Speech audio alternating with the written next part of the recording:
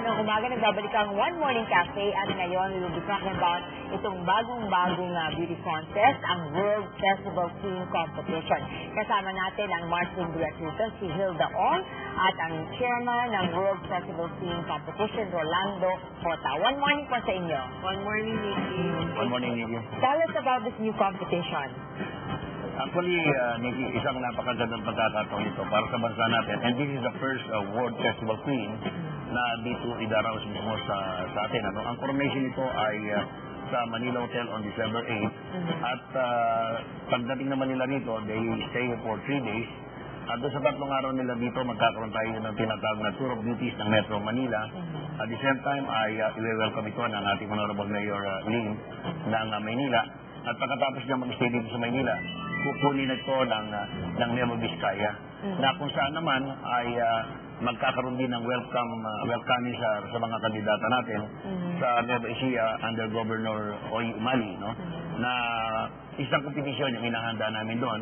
At magmula sa Nueva Ecija, sasaluhin na ito ng Nueva Vizcaya. Kung saan ang Nueva Vizcaya ang siyang magiging hosting province na lahat ng 60 kandidata natin ay mag-i-stay doon ng alos 5 araw at 1 araw sa Banawe o Ifugao. Parang yung mutya ng Pilipinas, ginawa nila sa Aurora, right, Aurora Province. And then after that, so Nueva Ecija, saan sila tutuloy? From Nueva Ecija to Nueva Vizcaya na. Okay. So kung saan makikita naman doon yung Rizal Shrine, yung Imugan Falls, yung mga ipinagmamalaking tourist destination ng Nueva Vizcaya. Kaya yung mga pan-shoot natin ay i-highlight natin ng todo-todo rito yung province of Nueva Vizcaya under Governor Quaresma. At pagkatapos, bibigyan ng pansin ng 60 bansa yung Ifugao Rice Terraces natin ng 1 araw at 1 gabi na sasalubungin naman nila Governor Teddy Bagilat. So ito yung mga naka-schedule at pagkagaling ng Nueva Vizcaya o ng Region 2, babalik ulit ito ng Metro Manila. Pagdating sa Metro Manila, magkakaroon ng fluvial parade, no? Na magmumula naman sa ating Manila Cathedral, Intramuros. Then, habang yung barge doon na Biliseño, na kung saan ay kasama ang mga top festival ng Luzon, Visayas, Mindanao. Ito yung mga Mascara Festival, yung Dinagyang, yung Ati-Atihan sa Kalibo, na inaanyayahan natin na sana maging bahagi nito kasi na to para maipakita na ang Pasig River ay talagang isang pinagandaan ng ating pamahalaan na eto at maganda at maayos na. Ano ba kaibahan nitong bagong yung competition, yung Festival Queen competition dito sa Miss Universe, kaya Miss World? Ang kaibahan nito, kasi alos lahat ng bansa na nananalo sa mga iba't ibang kompetisyon ay magiging bahagi ng World Festival Queen. Kasabay, kung ano-ano yung mga kulturang ipinalalabas nila sa kanilang bansa, yung mga promosyon na ginagawa ng kanilang mga bansa rin na kaakibat natin dito yung kanilang mga embahada. Dahil we're supposed, the original plan ay magkaroon sana ng float ang bawat bansa na iparada yung kanilang mga ipinagmamalaki, tourist destination, kultura ng kanilang mga bansa. Kasabay din naman yung kultura natin. Siguro hindi naman may pagkakaila na hindi na biro ng bawat lalawigan ay nagpakita ng kakaibang katangian ng kanilang mga kultura at festival. Na ikinagulat ko rin sa Nueva Vizcaya na meron pala silang 16 tribes ang Nueva Vizcaya. Marami tayong matututunan dito. At Hilda, meron na ba tayong kinatawan para sa Pilipinas for this competition? Makakaroon pa lang tayo ng search lang for Miss Philippines natin na lalaban sa itong 16 na foreign candidates natin. So, wala pa. Wala pa. Ngayon pa lang ongoing yung competition. Oh, yes. So, sino-sino may mga pwedeng sumali?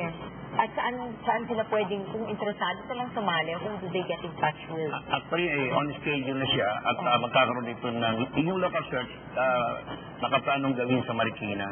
So lahat ng mga binibining we have 79 province nationwide at itong 79 na lalawigan kung gusto nilang maging makibahagi dito sa search for Miss World Festival Queen ay pwede silang sumali. Pwede pa. Okay niyan kasi October 25 pa naman ang koronasyon ng search for World Festival Queen. Kaya inaanyayaan natin yung mga binibining Nueva Ecija, binibining Tarlac, yung mga binibining Batangas o yung mga nanalo na yung mga nanalo ng bawat lalawigan nila ay inaanyayaan natin. Ganun pa man, pero kasi mga nakatago pa rin mga beauties natin na talagang ayaw lumantad nakabukas ang pinto ng World Festival Queen Search, no? Na idaraw sa October. Saan sila pwede saan sila contact na sila sumali? Meron tayong mga telephone number, 724-1868, o kaya doon sa ating email sa World Festival Queen live.com o mediacorp@live.com ay pwede silang mag-email. Or ipa-plug naman natin ito, lalabas naman ito sa iba't ibang bayan. Ano bang premyo kapag nanalo ka dito? Actually, yung premyo, medyo malaki yung premyo ng World Festival Queen. Alam mo, pagka sinasabi ng premyo international, hindi peso pinag-uusapan, dolyar. Pero ganun pa man, ay itatago muna natin yung presyo ng prices kasi alam mo minsan ang pinagtataka natin baka masyadong mabulgan o ganun pala to, sabi mo. Basta million piso.